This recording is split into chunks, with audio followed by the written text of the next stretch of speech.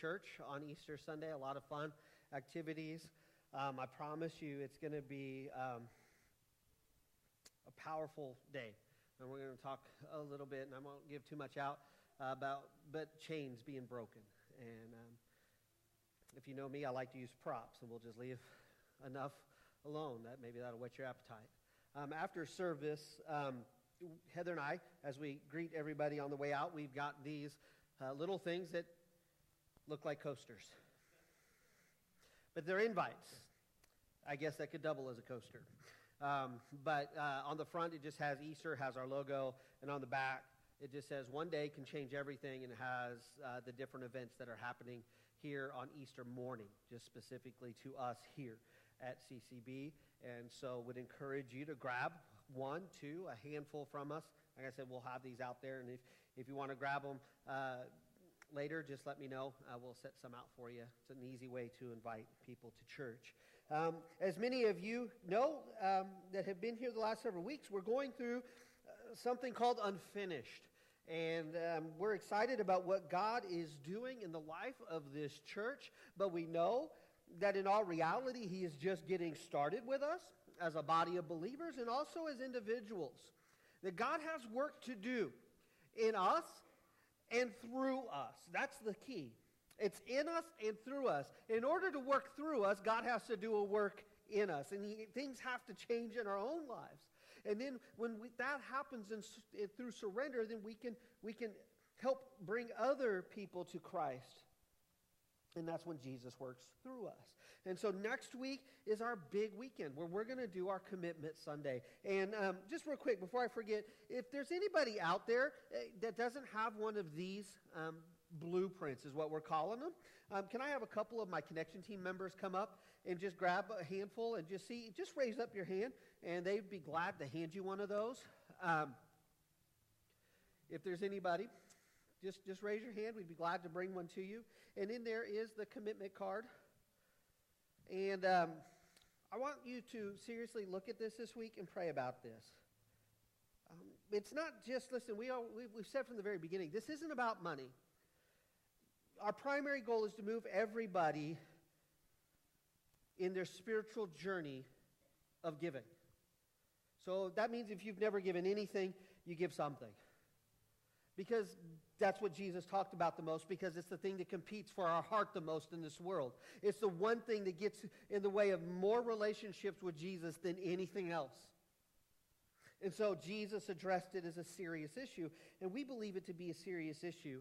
And God is not finished with us in that area of generosity. And so I would encourage you to look over this, pray over this, and then next week we're going to have a real special service. And at the end of it, you will have an opportunity to turn these in. As a matter of fact, it was so exciting this morning. We have someone that can't be here next week, and they said, hey, we can't be here next week, but God has already put it on our heart. He put it on our heart day one.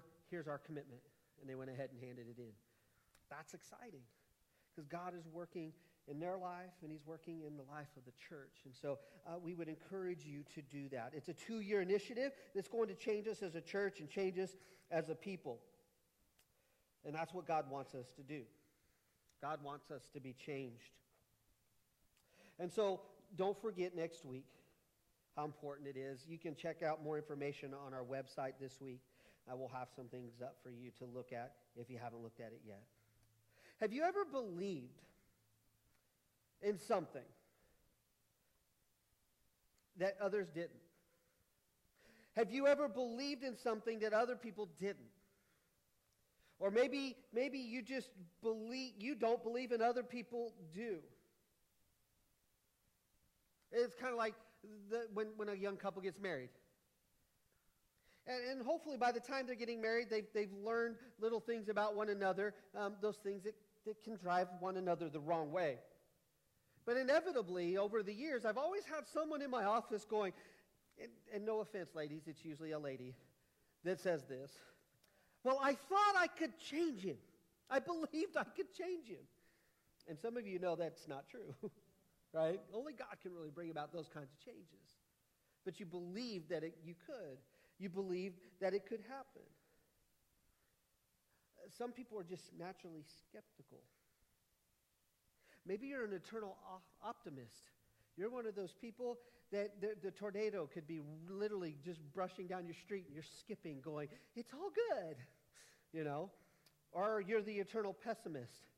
The sun could be shining for a week and it's 75 degrees every day and you'd be like, ugh, it's been sunny too long. It needs to rain. You know, it's always bad. You can get skinky, you know. I mean, you know, there's the eternal pessimist, there's the eternal optimist. Have there been times in your life where you've believed in someone and they let you down? There's all kinds of things that tether to what we believe to be true. And if we believe that God is the creator of all things, that he is who he says he is, then that should motivate our actions in a different light, in a different way, right?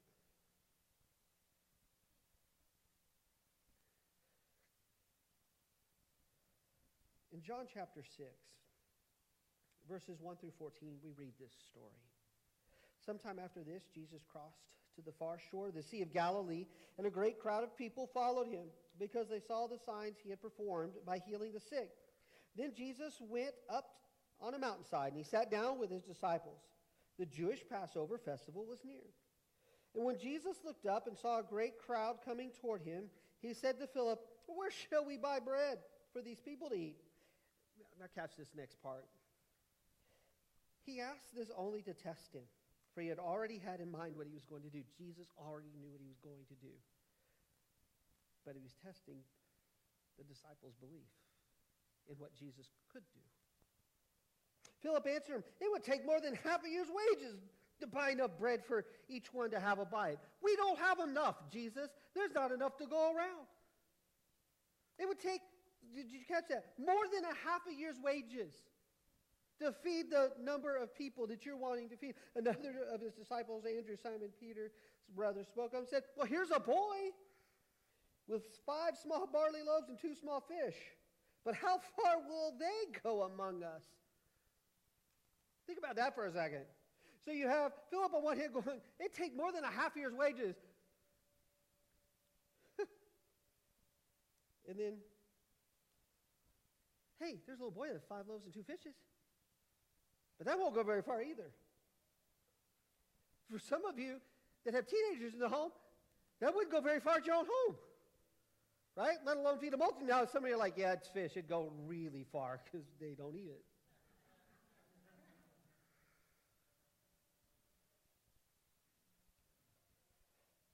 Jesus said this, have the people sit down. There was plenty of grass in that place, and they sat down. About 5,000 men were there. And it's interesting. Now, again, this isn't a thing that they're just discluding women, because, listen, if you ever read Jesus and what he did and how he loved on women, this isn't a knock. This was a cultural thing. And so they just recorded the number of men that were there. And there was about 5,000 men, and most scholars assume there may have been 4,000 to 5,000 women and children along with them. That's a lot of people. So he had them sit down. Jesus then took the loaves and he gave thanks. And he distributed to those who were seated as much as they wanted. And he did the same with the fish. Did you catch that? He distributed as much as what? They wanted. Not needed. Wanted. And he did the same with the fish. And when they all had enough to eat, listen, they got full on this. He said to his disciples, gather the pieces that are left over. Let nothing be wasted.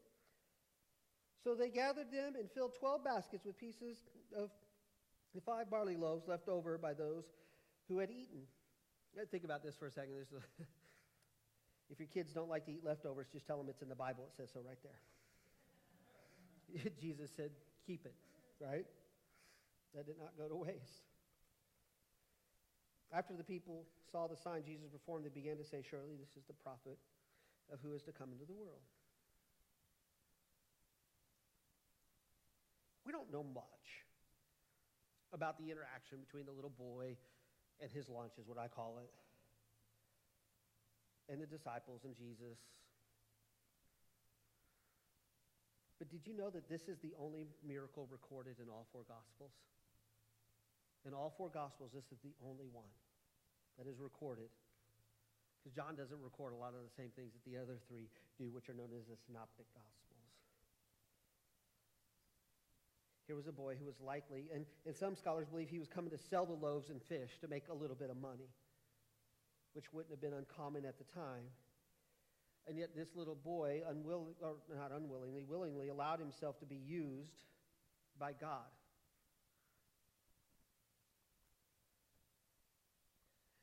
And if you have children, you know this to be true. They don't question a lot, do they?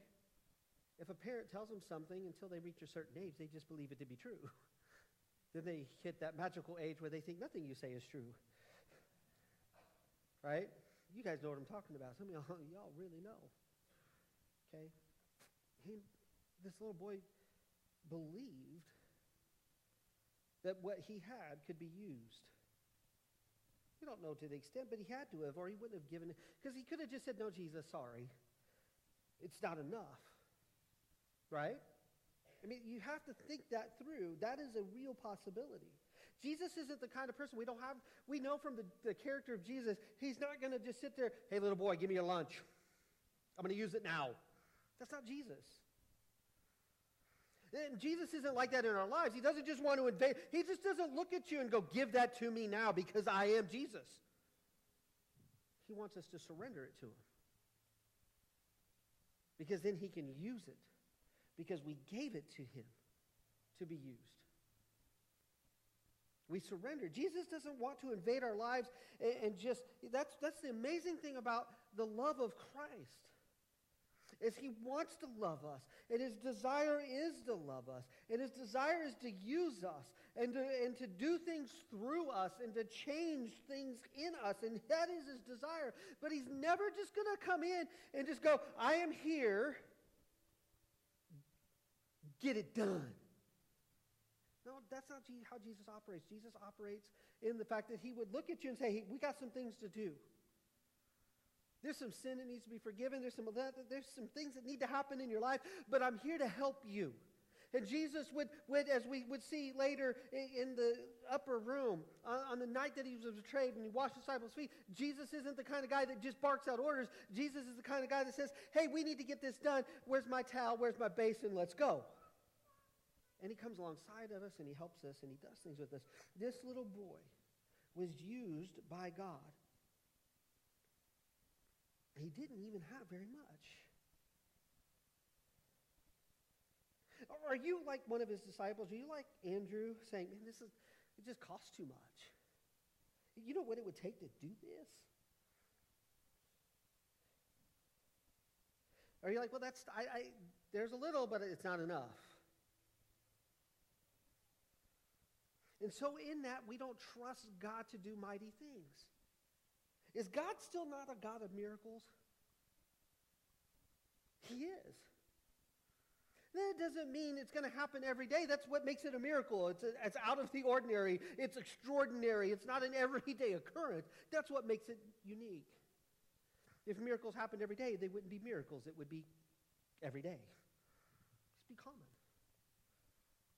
And Jesus wants to do things in us and through us, but a lot of us approach him more like the disciples.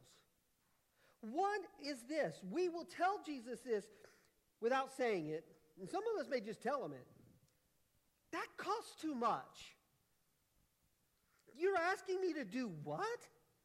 That's really? And a lot of it's because we've tied ourselves to whatever Jesus is asking us to give up or to use in our lives. So we've tied ourselves to that. Our identity, our purpose, our meaning, everything about us is tied to this, and so it's hard for us to let go. Some of us look and we go, Jesus, if you'd have just given me more, I'd love to give, but this is all I got. You want me? That's it. What's that going to do? And that's where we get it wrong. Because in our hands, it's 5 loaves and 2 fish. In God's hands, it feeds thousands.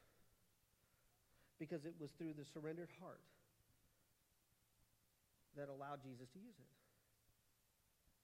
Jesus does the work, not us.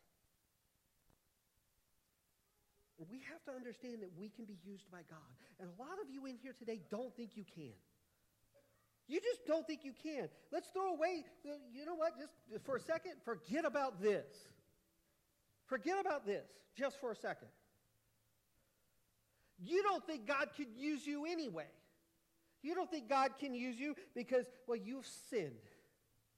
You don't know what I've done. Yes, you know what, I don't know. And to be honest with you, you know what, you don't know what I've done, and that's the way we want to keep it, right?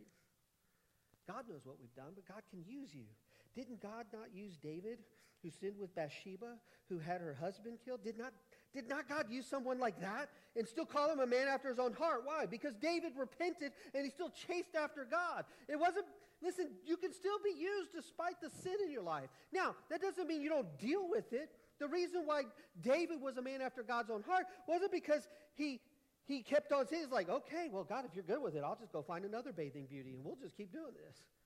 It was because he felt broken and contrite and before the Lord. And he just said, God, you got to, man, he was just broken. And that's when God can do his greatest work, is when we are completely broken. And that's when he renews us and restores us and brings us into a new life and a new way of thinking. If God can use him, if God can use Moses, a murderer, and a person who was not eloquent in speech, to go before the most powerful man in the human history at that time and say, hey, you need to let my people go. If God can use him, he can use you. If God can use a woman named Esther,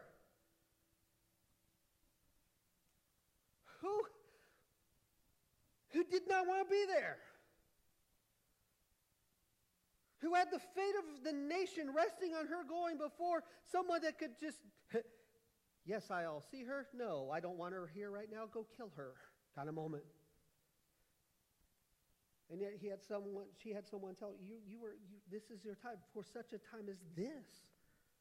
This is why you're here. God can use you. God can use Samson, a guy with long hair and a big ego, who thought because of his strength, he was all that in a bag of chips. And eventually had it all cut off and ended up finding himself in prison by the Philistines and found himself in a whole heap of trouble. But at the very end, what did he do? He repented. He called upon the Lord. God, give me just give me another ounce of strength. And he pulled the pillar down and he took a lot of Philistines with him.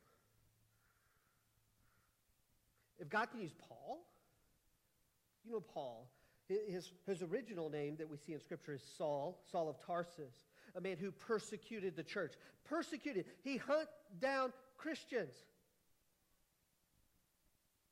He hunted them to bring them to justice. Many of them killed. If God can take someone named Saul, have a moment on the road to Damascus where the Lord appears to him and goes, man, I am who I say I am. I am the Lord of all things. I am Jesus. Why are you persecuting me?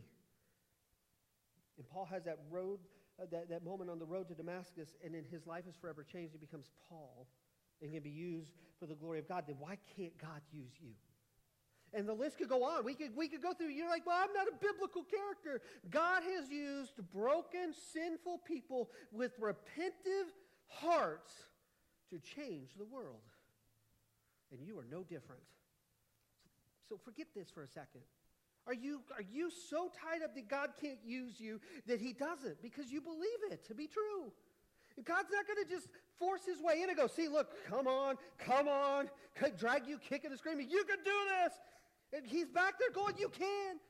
You could do this if you would let me do it through you, if you would allow my strength to strengthen you, if you allow my peace to comfort you, if you would allow me to forgive you, and you would allow yourself to be forgiven, then guess what?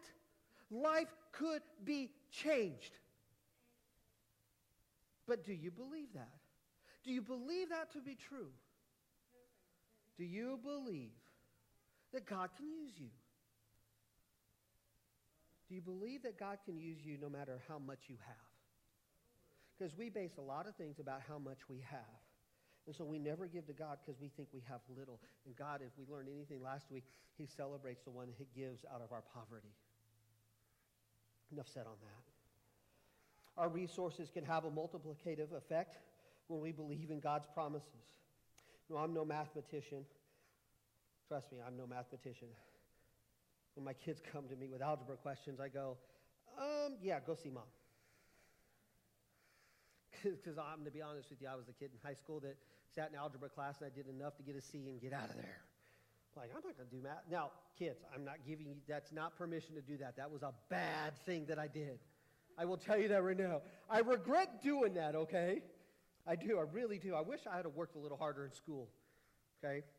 Just a little side note for all you teenagers out there like, well, James said, no. Hear me on this. I wish I'd have done better. I didn't give my best, okay?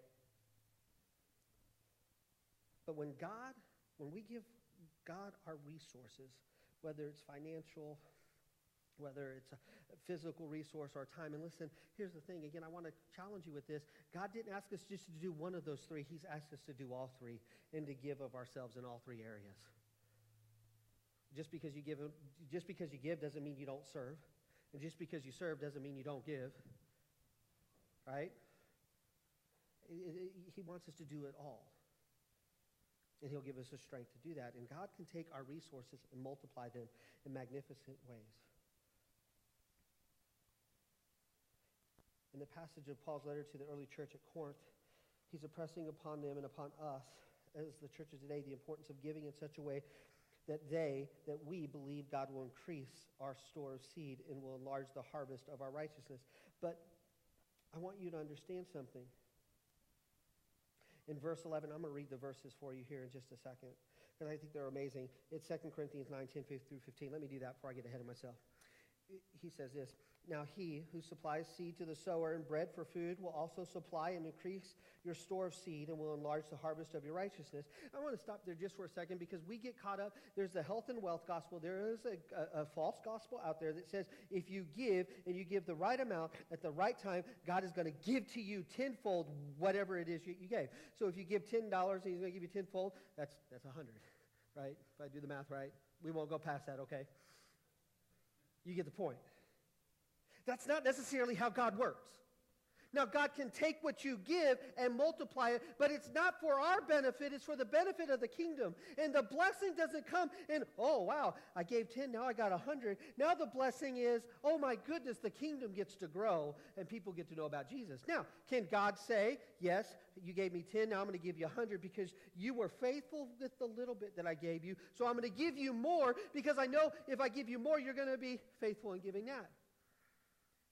I've had people all over the years tell me, James, we're not going to get into whether you should play the lottery or not, okay? Don't ask me on the way out how I feel about this. I've had people come to me, well, if I won the lottery, would the church take the devil's money? And I said, hey, if we can use it for the kingdom purposes and the devil lets you win, hey, I'm in, because that's stupid on his part, right? Listen. People have said, well, I don't understand why God just hasn't given me more. Maybe it's because we haven't trusted him with what we have.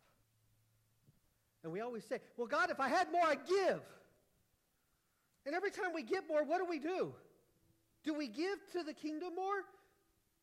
Let's be real honest. And this is going to hurt. I still want you to come by and see me after church and give you an Easter invite, okay? It's going to hurt a little bit. Just know I say this out of love. But in a day and age where cell phone bills are larger than the giving that people give to the church, we have a backwards problem. And you know what I mean, because you see your cell phone bill like I see my cell phone bill, and you're just like, and in the world of the kingdom of Christ, not just here, the entire kingdom, there are people who will give more to their cell phones and their electronics and everything else than they do to the kingdom of heaven. And that is backwards. Well, but I need the newest iPhone. If you're an iPhone person, and some of you Galaxy people out there, it's okay, we love you anyway. But, whatever it is that I need that. I got to have it. It's the newest and best. What do you do on your phone? Let's be real. Some of you don't even know how you can use it to talk. It's texting, it's snapping, it's everything but that. Posting. By the way, today I just walked in the door, and we post and we snap and we tweet and we text. Yeah, don't forget, you can dial. You can pick up the phone. It's interesting to hear what other people sound like, right? That's a problem. And listen, I'm not just picking up on the cell phone bill. There's a lot of things that we give more to. And then we look at God and go, God, if you just would give me a little bit more, I would give to the church gladly. And he's like, I've given you, and yet you still don't trust me with what I've given. And again, God's like, it's not about the amount. It's about, do you trust me? Do you trust him? Do you believe that he can do more with what you have than you could? I believe that he can. And I've made it no secret. That's why Heather and I tithe. That's why Heather and I give above and beyond the tithe. And I have bills just like you. And I have medical debt like a lot of you. And we pay that too, but we always trust God. And I'm going to tell you something. And Heather's the one, you can ask her, okay, because you've already heard I don't do math. So you've probably already figured out 1 + 1 means Heather does the books, right? And if anything ever happens to her, holy cow, right? I'm going to have to hire an accountant. You can ask her. We've always given. And we've always had what we've needed to even pay off our medical stuff when it's needed. We've always had that. God has always looked out for us. Now, he hasn't sat there when we've given, and the next day I knock on the door and you hear these stories, and there's a UPS man with a package and a wad of money. That's never happened. But I can give you my address if you're interested. No, I'm just kidding. Just kidding. Don't hurt me for that one either. Let me ask you a question. If you were God, would you give you more money? Ooh, I don't like that question. And I would suspect you don't either.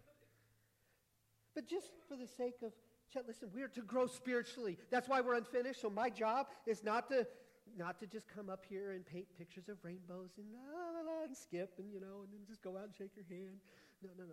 My job is to help you grow as I grow. So let me ask you the question again, because we need this. If you were God, would you give you more money? It's kind of funny, but yet it's very convicting. If you were God, would you give you more? Here's the thing. God removes all excuses when he calls us to give. Listen to 2 Corinthians 8, 1-5. And then we're going to try to wrap up. We've got a video to show. It says this. Paul writes, now, brothers and sisters, we want you to know about the grace that God has given the Macedonian churches. Now, he uses the word grace here. In the midst of a very severe trial, their overflowing joy and their, catch this, extreme poverty welled up in rich generosity. Extreme poverty welled up in rich generosity. For I testify that they gave as much as they were able, and even beyond their ability, entirely on their own. Listen to this, catch this. They urgently pleaded with us for the privilege of sharing in this service to the Lord's people. I have never been in a place where they were begging, hey, where can we give to the church? We don't get those phone calls very often. But yet this was the church, and they were under severe persecution, severe trial, and were in extreme poverty. And yet they gave out of what they had, and they were rich in their generosity. And then they pleaded with Paul for the share. I'm sure Paul's like, guys, come on, you gotta take care. They're like, no, we want to give. And Paul's like, okay. Now listen to this, I love it. And they exceeded our expectations. They gave themselves first of all to the Lord, then by the will of God, also to us. God removes all excuses when he calls us to give. The Macedonian churches went through their trials, their seasons that would be called anything but abundant. Yet they were able to give generously even beyond their ability. How often does our initial heart towards giving become one that provides God or others? With this reason, all the reasons that why we cannot give at this time. The Macedonian church didn't have that. I just can't give at this time because they actually begged Paul for the privilege of giving. Have you ever felt like Have you ever felt like an ask for giving was something that excluded you rather than included you? Was that really the case? Or did you put that on yourself? Part of the goal of the Unfinished Initiative is that we're praying that 100% of us would commit to a radical way of generosity. And radical for some means to give for the very first time.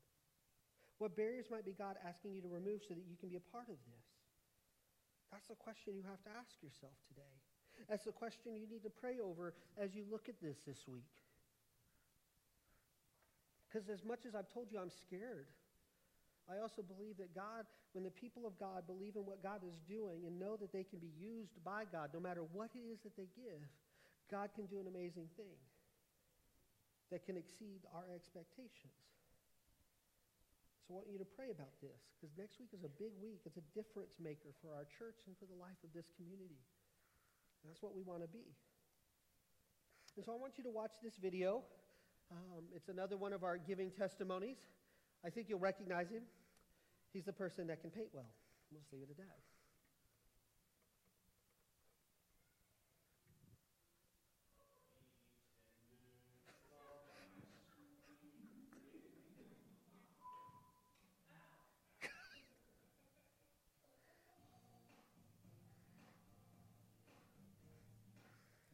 We are from Kansas City. I grew up in a huge city in Kane County. Never in the world thought I would leave that city. When we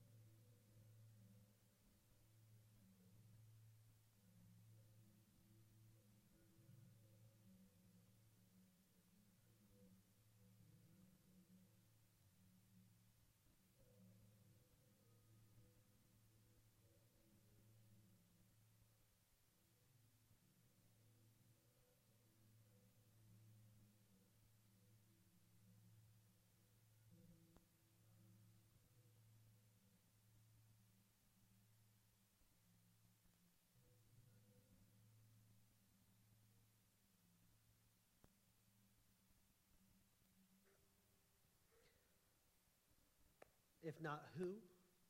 If not you, who? Carl said. If not now, when? God has called us all. Not just one, not just a few, not those that we go have, but he's called us all. Because in all of us in some way have. What God is more interested in is not how much, but are you willing to surrender what he's already given you? The widow gave all she had. She trusted God. The little boy gave 5 loaves and 2 fish. Jesus has a way of making things multiply. That's what he does. And that's the challenge that you have to think about this week. And so I would leave you with that. And I was so grateful for Carl saying that in the video. And you can see his heart at the end of it.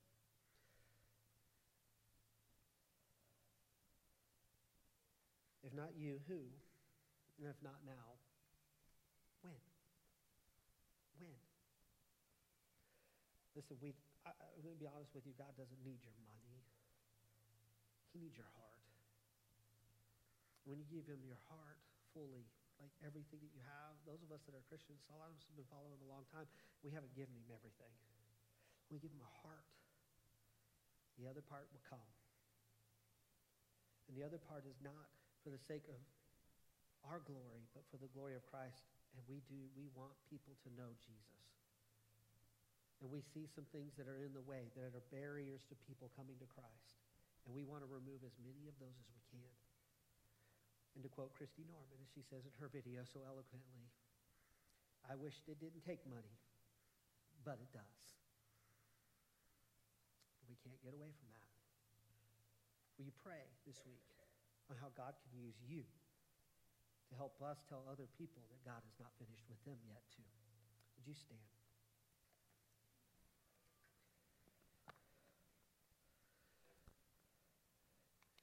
I'd love to have a conversation with you about Christ and who he is and what he's done and how he has given life to us.